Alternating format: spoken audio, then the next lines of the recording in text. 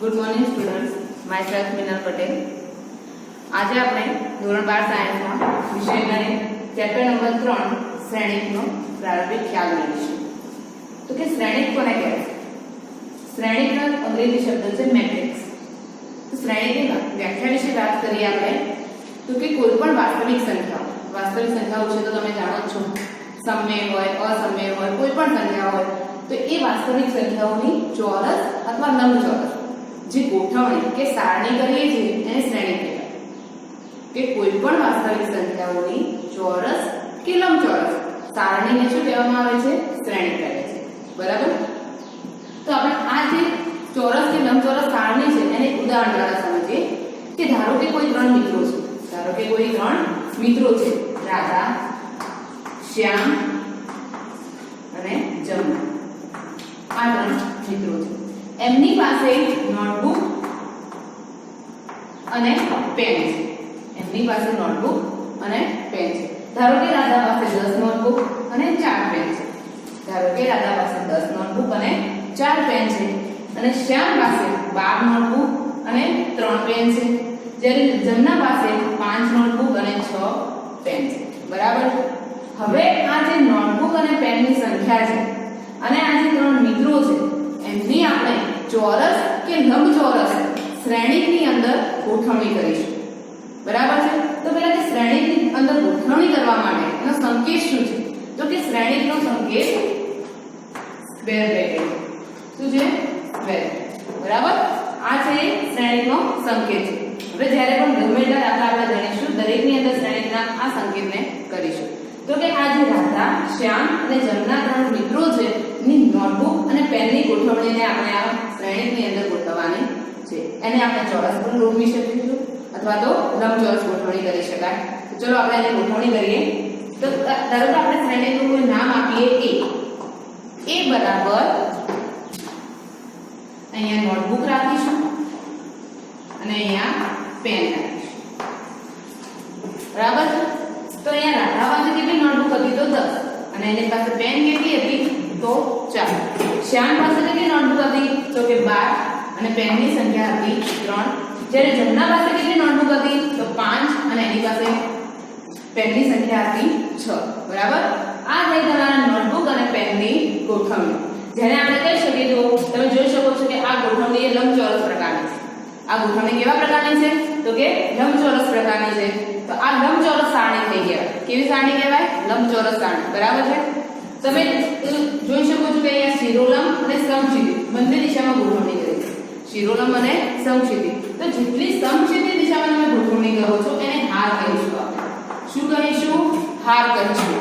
ને જે શિરોલંબ દિશામાં ગોઠવણી કરીશું એને આપણે કહીશું સ્તંભ। શું કહીશું? સ્તંભ। તો ચલો અહીંયા કેટલી હાર છે વિદ્યાર્થી મિત્રો? તો અહીંયા આ એ પહેલી હાર, આ થઈ તમારી બીજી હાર, આ થઈ તમારી ત્રીજી હાર। આ કયો સ્તંભ થયો તમારો? તો કે પહેલો સ્તંભ અને આ બીજો સ્તંભ। આ પહેલી હાર, બીજી હાર અને ત્રીજી હાર। જ્યારે શિરોલંબ દિશામાં વાત કરીએ તો આ પહેલો સ્તંભ અને આ બીજો સ્તંભ। બરાબર છે? હવે આ હાર અને સ્તંભને આપણે રો અને કોલમ પણ કહી શકીએ, જેમના અંગ્રેજી નામ છે RW રો અને આ કોલમ। બરાબર છે? તો આને કહી શકાય first row, second row, third row, first column and second column. બરાબર છે? આ થઈ તમારા નોટબુક અને પેનની ગોઠવણી। આ ગોઠવણીને તમે અલગ રીતે પણ કરી શકો। દાખલા તરીકે આ ગોઠવણીને આપણે આ પ્રમાણે કરીશું।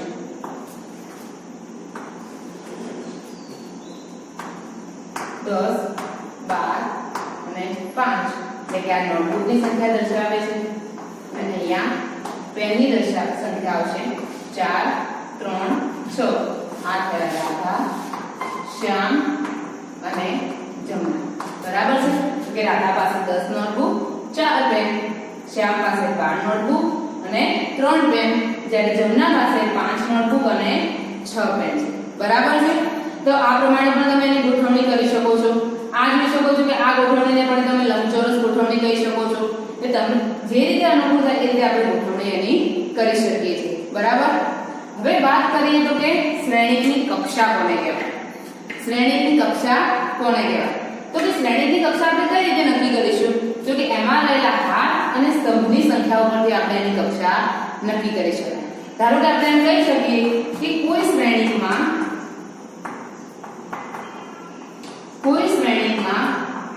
m હાર અને n કક્ષાઓ n સ્તંભ છે.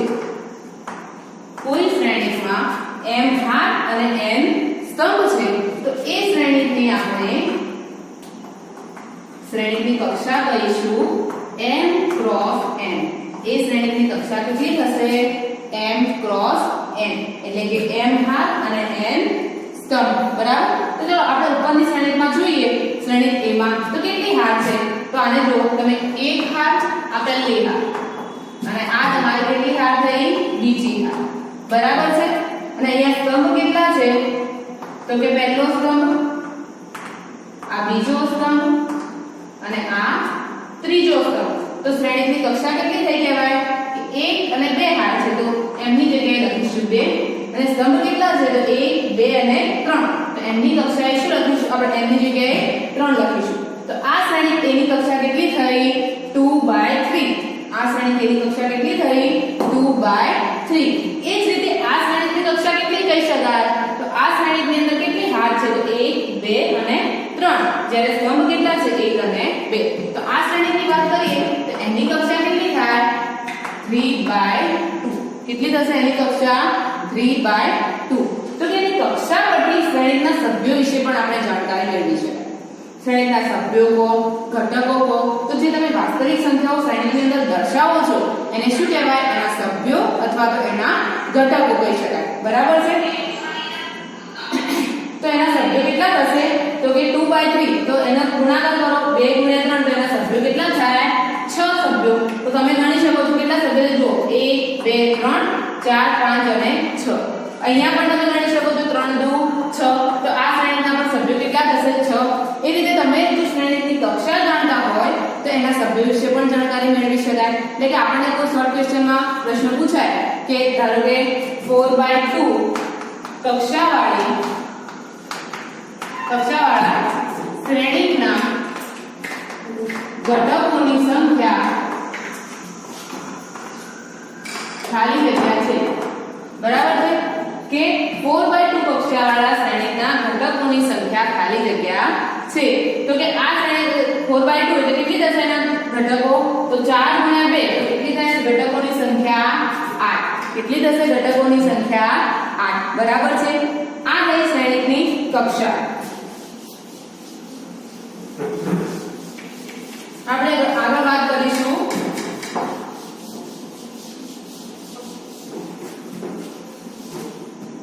ધારો કે આપણી પાસે કોઈ શ્રેણી A છે તો એનું સામાન્ય સ્વરૂપ આપણે લખવું હોય તો કઈ રીતે લખી શકાય?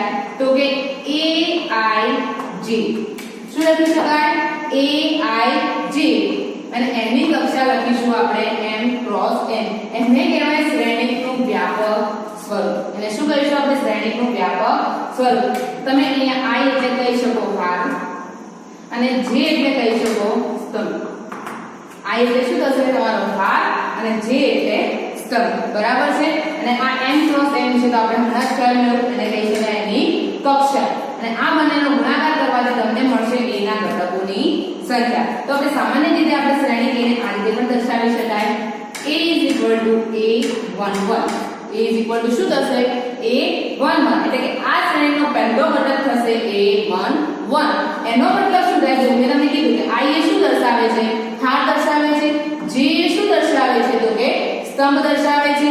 તો કે 1 એટલે કે પહેલી હાર અને પહેલો સ્તંભ. શું થશે? પહેલી હાર અને પહેલો સ્તંભ. A11 નો મતલબ શું થશે? પહેલી હાર અને પહેલો સ્તંભ. બરાબર છે. અને અહીંયા આવશે A12 એટલે કે પહેલી હાર અને બીજો સ્તંભ. શું થશે? પહેલી હાર અને બીજો સ્તંભ. એ રીતે આપણે આગળ લખીશું A13 એટલે કે પહેલી હાર અને ત્રીજો સ્તંભ. એ રીતે અપ ટુ પહેલી હાર અને n મો સ્તંભ. આપણે શું લખી શકીએ? પહેલી હાર અને n મો સ્તંભ. એ રીતે બીજી હાર માટે પણ લખી શકાય A21. શું લખી શકાય? a2 1 બીજું શું લખાય a2 2 ત્રીજું શું લખી શકાશે a2 3 એનો મતલબ શું થાય જો બીજી હાર પહેલો સ્તંભ બીજી હાર બીજો સ્તંભ બીજી હાર ત્રીજો સ્તંભ એ રીતે કેટલા સુધી જશે a2n એટલે કે બીજી હાર અને n મો સ્તંભ બરાબર છે જેમ અહીંયા તમે અપટુ કરીને લખી શકો છો એમ અહીંયા સ્તંભની સંખ્યામાં પણ લખી શકાય જેમ કે અપટુ અહીંયા હશે mમી હાર અને પહેલો સ્તંભ શું થશે mમી હાર અને પહેલો સ્તંભ એટલે અહીંયા આવશે am2 એટલે અહીંયા શું આવશે am2 આગળ શું થશે એનું am3 શું થશે am3 up to amn શું થશે amn અને આ શ્રેણીની કક્ષા તમે કહી શકો છો m ક્રોસ n શું કહેવાય આ શ્રેણીની કક્ષા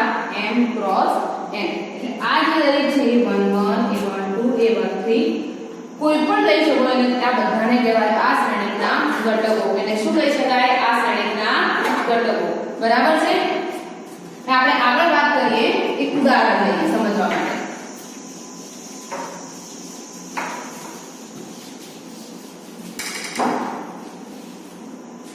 કે ધારો કે આપણે એક કોઈ એવો શ્રેણી બનાવવાનો છે કે જેના સભ્યોની સંખ્યા 8 હોય જેના સભ્યોની સંખ્યા કેટલી હોય 8 હોય આ છે ઉદાહરણ નંબર 1 કે જેના સભ્યોની સંખ્યા 8 હોય તેવા શ્રેણીની ગોઠવણી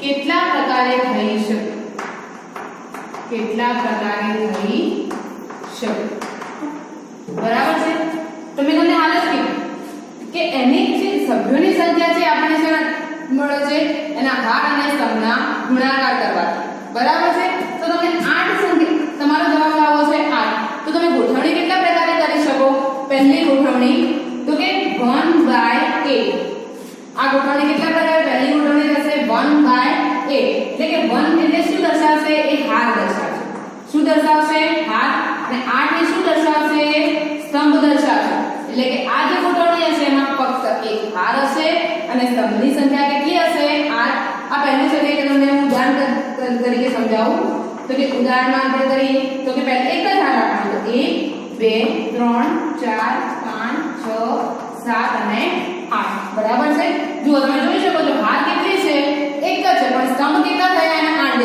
1 2 3 4 5 6 7 અને 8 તો કે હાર તો એક જ છે પણ એના સ્તંભની સંખ્યા કેટલી થઈ 8 કેટલી થઈ 8 બરાબર છે એ જ રીતે બીજી ગોઠવણી થઈ શકે 1/1 એટલે કે એના માટે થશે 8 હાર થશે અને સ્તંભ કેટલા થશે ફક્ત 1 આ જે છે એનાથી ઉલટું થઈ જશે આ જે શ્રેણી છે ઊભો થઈ જશે એટલે કે 8 હાર થશે અને 1 સ્તંભ છે બરાબર બીજી 2/4 એટલે કે હાર કેટલી હશે એની 2 અને એના સ્તંભની સંખ્યા કેટલી હશે 4 થઈ ગયું 4 × 2 8 બરાબર છે ચોથા નંબરની ગોઠવણી થશે 4/2 એટલે કે એની પાસે 4 હાર હશે અને 2 સ્તંભ હશે બરાબર છે ચલો ફરીથી એકવાર જોઈ લઈએ આપણે કે 1/8 એટલે કે 1 હાર અને 8 સ્તંભ ઉલટું 8/1 એટલે કે 8 હાર અને 1 સ્તંભ પછી આગળ જોઈએ તો 2/4 એટલે કે 2 હાર અને 4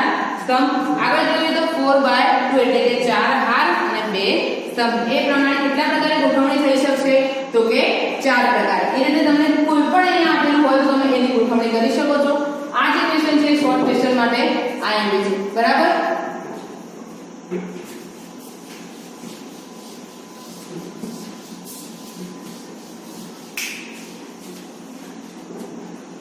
ચલો આપણે શ્રેણીનો દાખલો ગણીએ ઉદાહરણ નંબર 2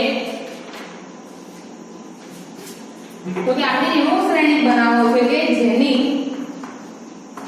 1/2 i - 3 છે આ શ્રેણીની રચના તમારે કરવાની છે અને એ શ્રેણીની કક્ષા આપેલી છે 2/3 એ શ્રેણીની કક્ષા તમને આપેલી છે 2/3 તમે વિચારો તો તમને કક્ષા આપી દીધી છે શ્રેણીનું સામાન્ય સ્વરૂપ આપી દીધું છે હવે તમારે એ શ્રેણીની રચના કરવાની છે તો એ શ્રેણીની રચના કરવા માટે સૌપ્રથમ તમે જાણતા હોવા જોઈએ એના સભ્યોની સંખ્યા. મેં તમને કીધું પહેલા કે સભ્યોની સંખ્યા કઈ રીતે નક્કી કરીશું તો એના હાર અને સ્તંભનો શું કરી દેવાનો ગુણાકાર. તો અહીંયા કેટલા થશે 2 × 3 6. તો એના ઘટકોની સંખ્યા કેટલી થશે 6. તો પહેલા તો આપણે સામાન્ય સ્વરૂપ બનાવી દઈએ. તો કે 6 ઘટકોની આપણે ગોઠવણી કઈ રીતે કરીશું તો કે 2/3 એનો મતલબ કે 2 હાર હશે અને 3 શું હશે સ્તંભ હશે. 2 હાર અને 3 સ્તંભ. ચલો ગોઠવણી કરીએ. A1 1 A1 1 A1 2 A1 2 અને અહીંયા 2 હાર કરવાનું કીધું છે અને 3 સ્તંભ. તો આગળ જે ઘટક આવશે તો ત્રીજો ઘટક કયો આવશે A1 3. ત્રીજો ઘટક કયો આવશે A1 3. બીજી હાર તો બીજી હારનો પહેલો ઘટક કયો થશે A2 1. બીજી હાર અને પહેલો સ્તંભ. નેક્સ્ટ કયો થશે A2 2. ત્રીજો ઘટક કયો આવશે A2 3. થઈ ગયા તમારા 6 ઘટકો થઈ ગયા બરાબર. એની થઈ ગઈ 2/3 પ્રકારે ગોઠવણી. 3 તો 6 ઘટકો પણ થઈ ગયા. 2 હાર અને 3 સ્તંભ પણ થઈ ગયા.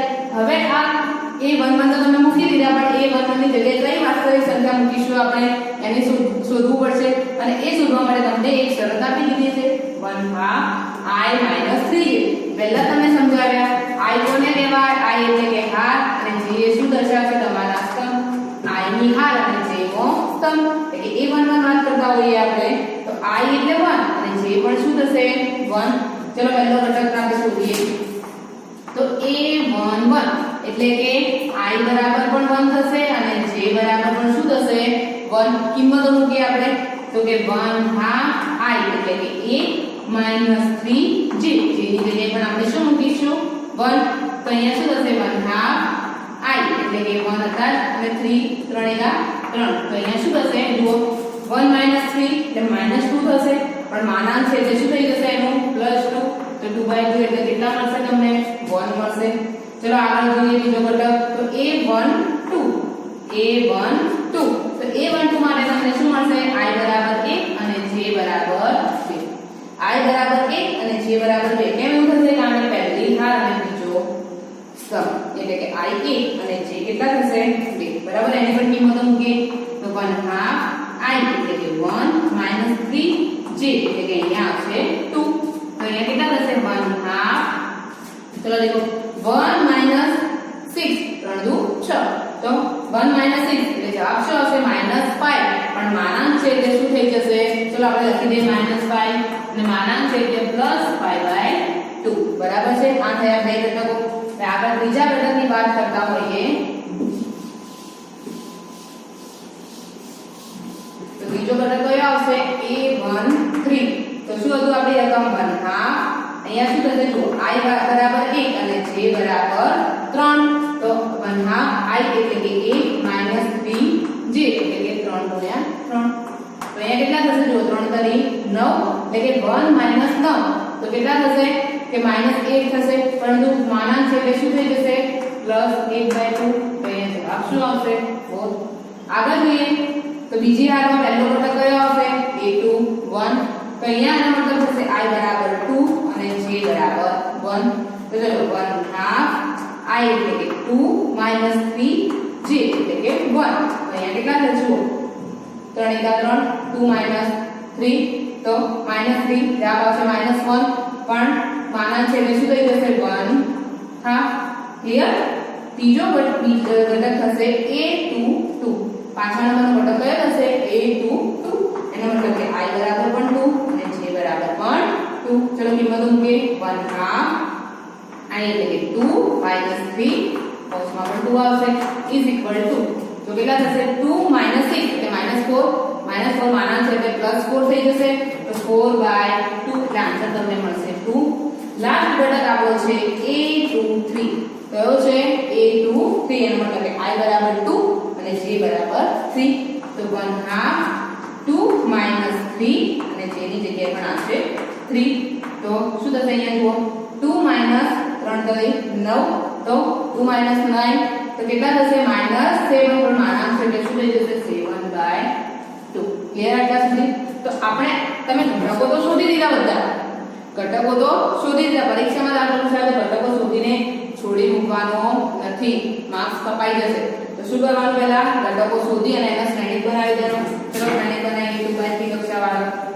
શું થશે a શું થશે પહેલો ઘટક તમને કેટલો મળે 1 1 તો 1 બીજો ઘટક કયો મળ્યો તો 5/2 1 5/2 અને ત્રીજો ઘટક તમને કયો મળ્યો તો કે 4 ચલો થઈ ગયા પહેલી હાર બીજી હારમાં પહેલો ઘટક કયો મળે તમને 1/2 બીજો ઘટક કયો મળે તમને 2 અને ત્રીજો ઘટક કયો મળ્યો 7/2 તો અહીંયા 2 આવશે અને અહીંયા આવશે 7/2 કક્ષાઓ ખાસ લખી દેવું 2/3 બરાબર અહીંયા તમારો દાખલો પૂરો થાય છે આજનું લેક્ચર આપણે આટલા સુધી રાખીશું આગલા લેક્ચરમાં આપણે સ્વાધ્યાય ભણીશું આગળ 3.2 જય હિન્દ જય ભારત